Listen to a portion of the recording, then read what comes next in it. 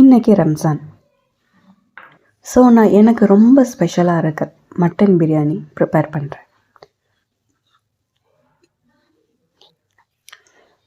But இந்த பிரியாணிக்கு ஒரு சின்ன ஸ்டோரி இருக்குது. ஸ்கூல் டேஸில் இருந்த காலேஜ் வரைக்கும் எனக்கு முஸ்லீம் ஃப்ரெண்ட்ஸ் ரொம்ப கம்மி. ஸோ ரம்ஜான்னா எனக்கு ஜஸ்ட் ஒரு நார்மல் டே மாதிரி தான் இருக்கும். அப்போல்லாம் சோஷியல் மீடியாவில் பிரியாணி ஃபோட்டோஸ் பார்ப்பேன். ஃப்ரெண்ட்ஸ் கிட்ட ஸ்டோரிஸ் கேட்க மட்டும்தான் முடியும். ஆனால் டேஸ்ட் பண்ண சான்ஸே கிடைக்கல.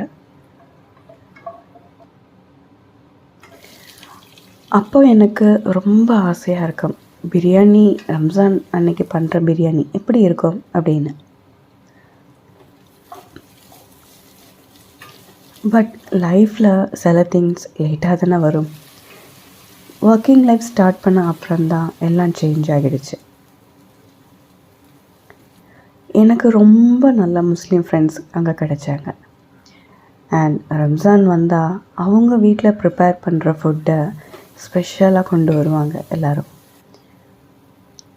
Homemade mutton biryani, chilli chicken, raita, gravy எல்லாம் ஒரு பாக்ஸில் எல்லாம் ஃபுல்லாக லவ்வோடு வரும். அன்றைக்கி ஃபர்ஸ்ட் டைம் டேஸ்ட் பண்ண மொமெண்ட் இன்னும் மறக்க முடியாது. அந்த அரோமா, அந்த ஃப்ளேவர் சீரியஸ்லி வேறு லெவல். ஆனால் அதை விட பெருசாக இருந்தது, பிரியாணியை விட பெருசாக இருந்தது அவங்க ஷேர் பண்ண அன்பு தான். இன்றைக்கி நான் இந்த பிரியாணி பண்ணும்போது அந்த மெமரிஸ் எல்லாம் திரும்ப வருது. அண்ட் ஹானஸ்ட்லி இன்னும் ஒரு சின்ன மிஸ்டேக் கூட பண்ணிட்டேன் இன்றைக்கி குக்கிங்கில். பட் ஃபைனல் ரிசல்ட் சூப்பராக வந்துச்சு.